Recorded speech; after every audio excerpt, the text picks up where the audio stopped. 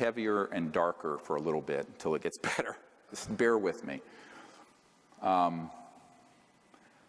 And, you know, I don't know if you know who this is. Liechtenstein is a big banking empire. And kind of they funded a lot of Adolf Hitler's work. And the crown prince is their king. So this is a man that I've met with and known for a number of years. I think this is dated 1994. And Hans Adam von Liechtenstein, the first time I called, I was asked to call the castle. His butler or someone picked up, and then he was immediately put on, and we talked, and he says, well, I don't want to talk on the phone too much, but we should meet. And these letters, this and you can go to the next one also. It was maybe a month later or something. It was from the castle, Vaduz, and this is the actual letters. He basically said to me, you know, let's get together. And I think he was wanting me to come to Europe, and I said, well, I'm too busy. I'm working as a doctor. And then it ended up, and although it's not reflected in this letter, he came to New York and stayed at the Four Seasons Hotel there in Central Park. And so he invited me over, and I had a meeting with him. But he says, from what I know of your assessment is correct about the group, this cabal, which is controlling the issue we discussed, UFO.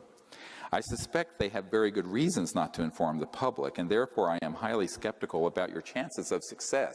But he still wanted to meet. So I said, okay, let's meet. So this is where it's going to get into some shock and awe. I'm going 94 in July. I go up and meet with him at the Pierre Hotel, Four Seasons. And the reason he didn't think it could succeed is that he told me the ETs wouldn't allow it. They wouldn't allow disclosure to happen. I said, excuse me, we're making contact, and it's clear that, you know. He said, well, let me tell you what happened. So he was involved with a lot of UN programs and also with George H.W. Bush, the first President Bush, and a man at the UN named Pérez de Cuellar, who was the Secretary General at the time. I had done briefings with the predecessor, with the one after Boutros Boutros-Ghali.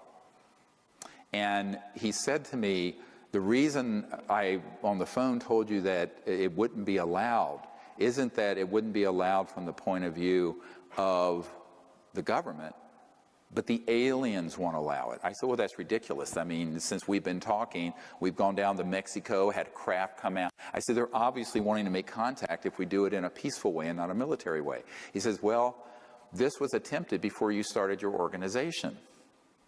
I said, what are you talking about? He says, well, in November of 1989, in the fall of 1989, President Ronald Reagan, Mikhail Gorbachev, Pérez de Cuellar, and himself, this guy, and others met on a committee, very sensitive and classified, to organize basically what I did with the Disclosure Project, to announce that we weren't alone and end the secrecy. And he said what happened is that Pérez de Cuellar, the Secretary General of the United Nations, was coming back from a 3 a.m.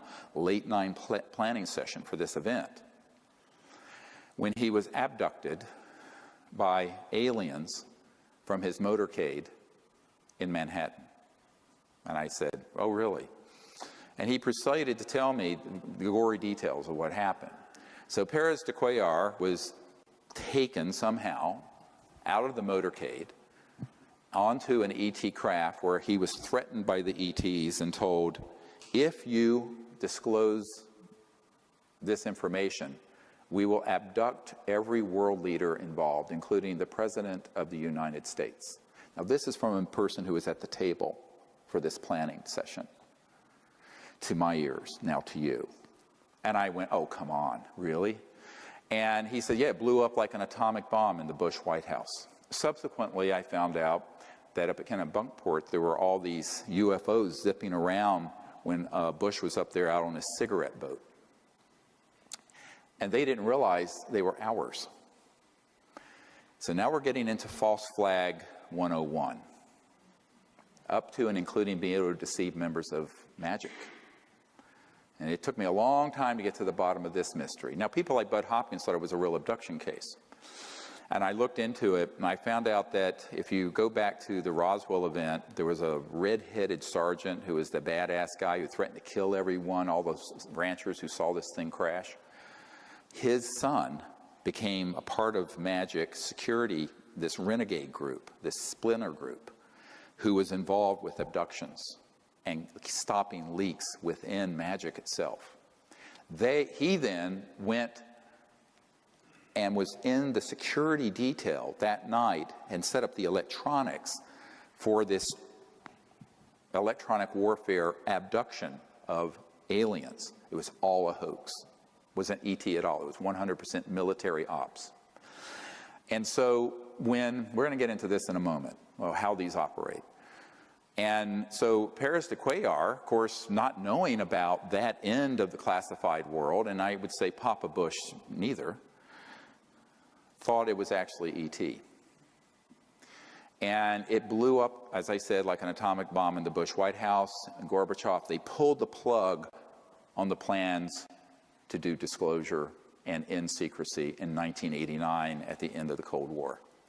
And I think it's strange that in January of '90, 2 months later, it's when I had a contact event at my house in North Carolina with an ET and that said basically, pick up what you've dropped. Do this, what you left and behind as a teenager. Pick this up again. Someone's got to pick this up. But maybe that's a coincidence. But Paris de Cuellar thought that that was an actual alien abduction. And I said, well, with Your Highness, with all due respect, there are technologies that would facilitate this kind of deception. And the military term, so you know it, is a false INW, or a deceptive INW, indication and warning. And it's basically like the Gulf of Tonkin event in Vietnam. You basically exaggerate or hoax an event that then manipulates policymakers. So this was the ultimate takedown of official disclosure, which was about to happen in 1989. Got it? 26 years ago, November 1989. So here we are in 2015, and it took a lot to piece all this together, and I began to look into what the electronics were with this and what kind of technologies they might have. And one bit of insight that the prince had, he said, so he told me that the reason he was funding the abduction groups is that he was convinced that there was an existential threat from outer space. That's been the Sub Rosa plan since the 56. And that he wanted people to hate the aliens enough to pay the blood and treasure of World War III. And he also wanted it to be eschatological, where it would result in the end of the world so that Christ would return and the good folks would go up in a flying saucer, I guess, with Christ. Now, this is what he was telling me. I'm just listening. And I'm going, whoa, this is like, woohoo. And he was completely convinced that this is what needed to happen.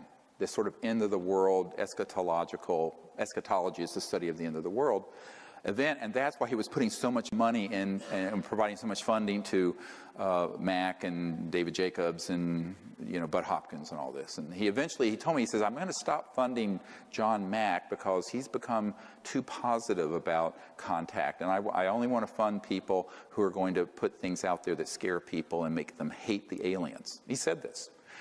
So I went, oh boy. Now this is connecting a dot that all of you better listen to very carefully. It's the last thing you learn today. And that is that there is an overarching agenda that was hatched in the 50s. Remember that psychological warfare document and its value? That was hatched in between 53 and 56 to create the specter of a threat from outer space that does not exist.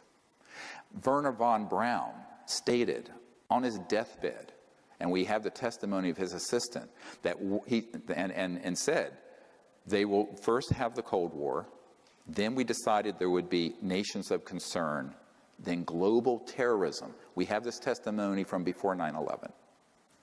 Then that would be followed by threats from outer space. They'll start talking about asteroids and things of this sort, but the ultimate one they're going to play is the alien threat, and it's all a lie, and it's all a hoax. But in order for the lie to work, they have had to create a body of disinformation, false information, and frightening scenarios, and actual events that would be convincing to our policymakers like Reagan, convincing to the average person, and to the UFO public that consumes videos, entertainment consoles, movies, etc. And that has been the 50 to 60 year plan. Don't forget that no less a figure than Douglas MacArthur in his last address to the Congress said World War III will be interplanetary. So they have been wanting to provoke an interplanetary conflict for as long as I've been alive, and I'm no spring chicken.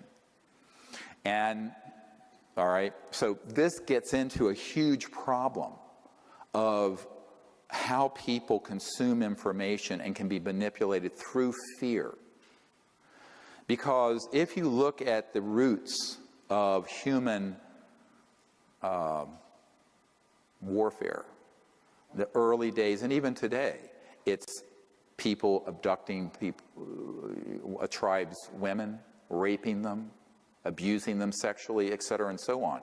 This is all stuff that they are simulating and saying that the ETs are doing through these abduction scenarios. It is 100% being done by military special operations that are this paramilitary force. And this is the deep end of the pond. Now, when I discovered this back in 1994, now this is 21 years on, I was told by someone in the intelligence community, don't talk about that, because that's what's really dangerous for you. And it's also what will discredit you, and it will also cause them to hate you the most, because you're defanging their whole war plan. The next big war is not terrorism, it's interstellar. And if you expose that it's a hoax, it takes all the steam out of their plan. I said, yes, but if we don't, we're cooked, because there's no way you can have war that's interstellar and survive it. It'd be worse than mutual assured destruction, because the technologies are 1,000 times worse than a hydrogen bomb. So I said, look, we're going to have to figure out how to deal with this. And the only way I know how to do it is put the sunlight in there and let people know what the truth is. So a man came along. If you go to the next slide. And you probably have seen this. It's up on our website. When we first put it up, it had over 600,000 views. The next day, the intelligence community went in and said there were 6,000 views. By the way, if you believe the metrics on Google and YouTube, I have a bridge to sell you. It's all can be manipulated because it moves you down the search engines. So when this hit, within a couple of days, had 600,000 views. This man, William Pollock, his name is pronounced Powlick, was a man, very good man, who gave me an interview only to be released posthumously after he died. And not long, a few years ago, I got a letter from his wife, significant other, I guess, they weren't technically married, with a death certificate and a letter giving me permission, and he had passed away. And I have a lot of these, you know, and I honor my word about keeping a confidence. So what happened is that he gave me this interview, and in it, he talks about the development of RF radio frequency chip implants back in the 70s and 80s. And when he was developed, it was totally an accidental thing that happened. He was with a company that developed it. He then got called into the CIA, and they started doing special programs for the CIA to develop it. And at a certain point, Siemens in Silicon Valley manufactured 2 billion of them, with a B, of these RF chips. And the way they work, I mean, they can be so miniaturized, you could eat something with it, it has a radio and it can transmit not only where you are, but the really advanced ones have a neurophone capability to control thought and behavior. Very sinister stuff. So you can actually do a lot of psychological warfare with these RF frequency chips.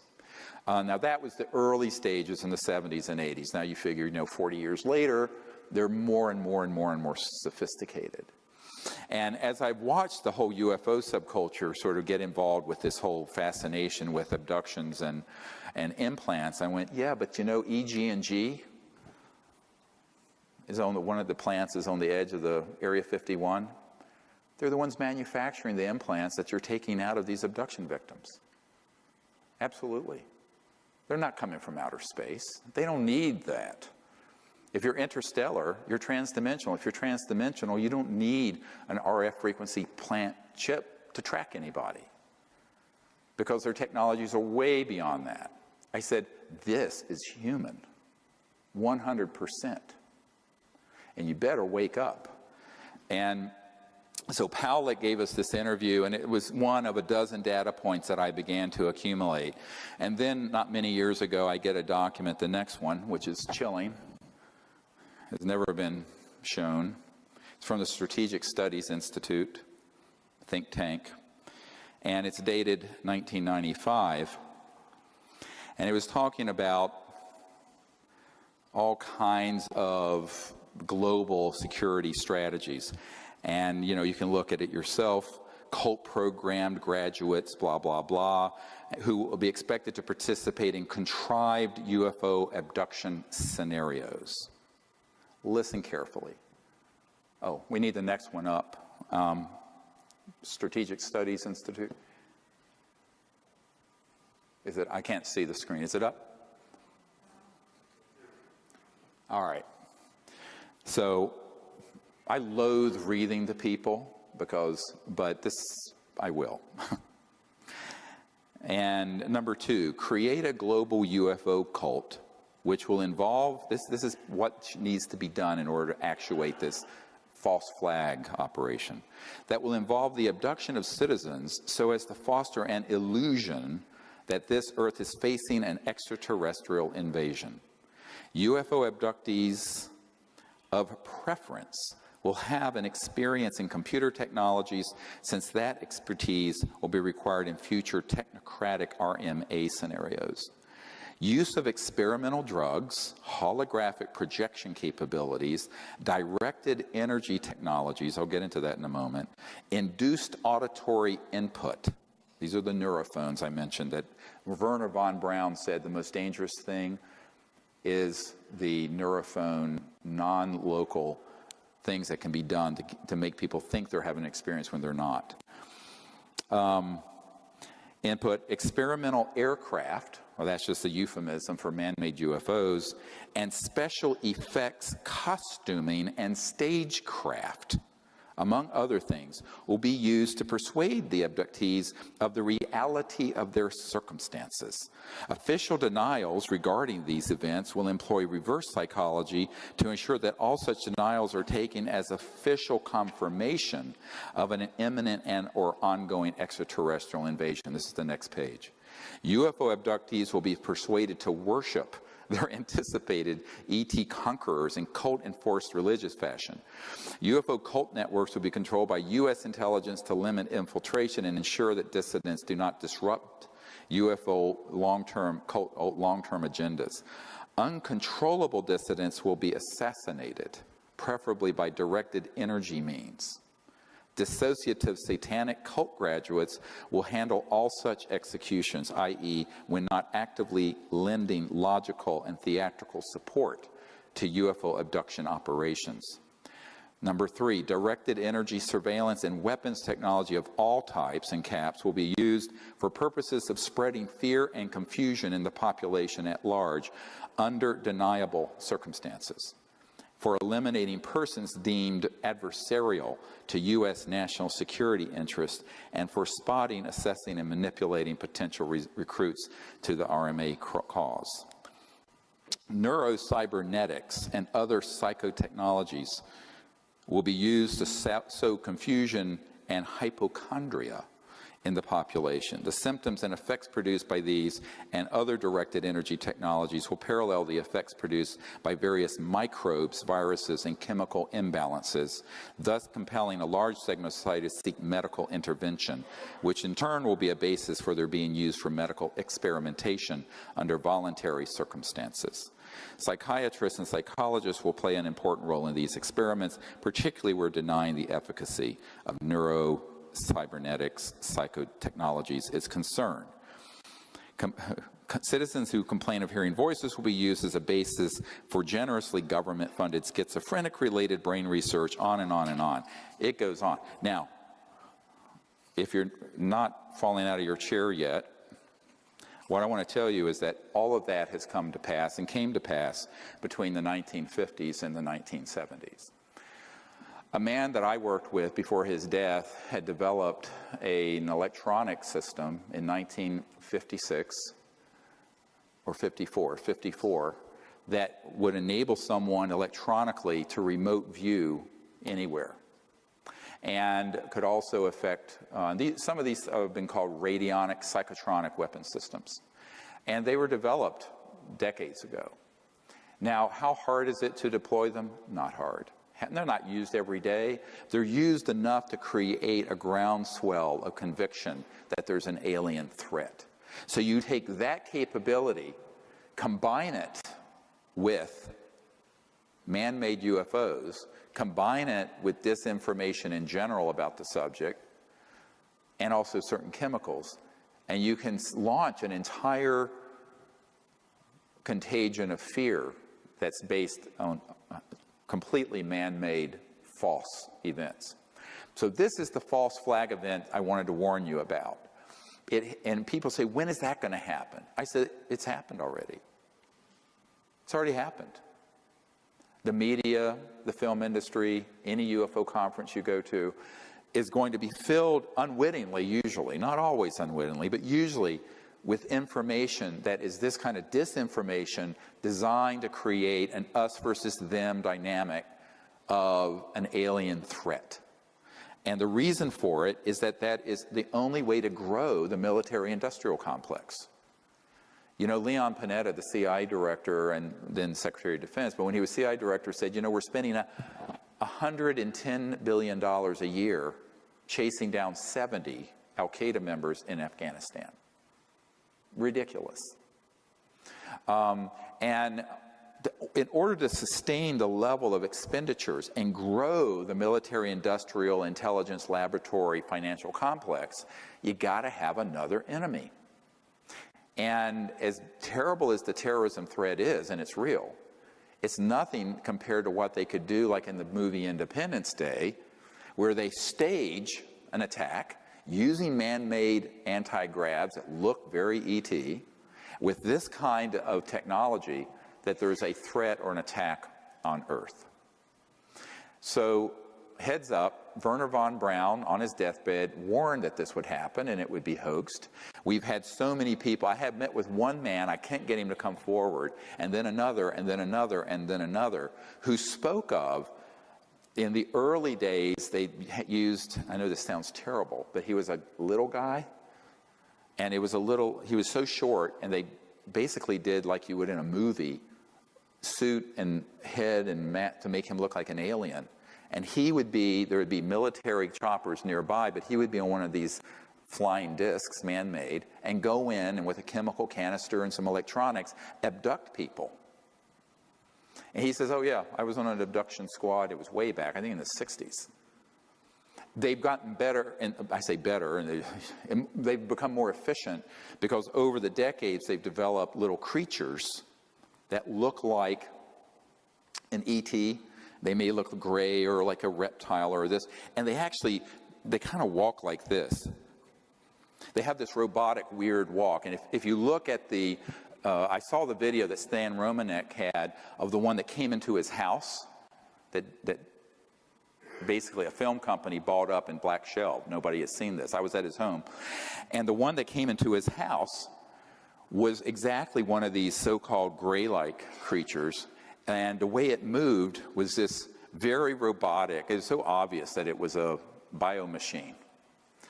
And if you go into the brain, it is physical. It has a biological component, but it's laced, the neural cortex is laced with integrated circuits. And it's completely under control of these military operatives. But he thought it was an alien. I said, well, it was an alien, but not an ET. So I used the word alien, which has a very xenophobic ring, to connote the man-made ones, and the ETs are the ones that are interstellar. The aliens that are man-made are ones that are completely under the control of these paramilitary operations. And the stagecraft, if you use the language of this Strategic Studies Institute document, is so good that it would fool anyone. The president, the CIA, you could abduct, and they did. They abducted Paris de Cuellar out of his limousine using this stuff, and he thought it was ET. And that's why they killed the initial plan to end secrecy at the end of the Cold War. Gorbachev was on board, Reagan was on board, Paris de Cuellar, head of the UN, Prince of Liechtenstein was involved, et cetera, and so on. Killed it. Now we're getting, this I know is where everyone's going, can this man have lost his mind?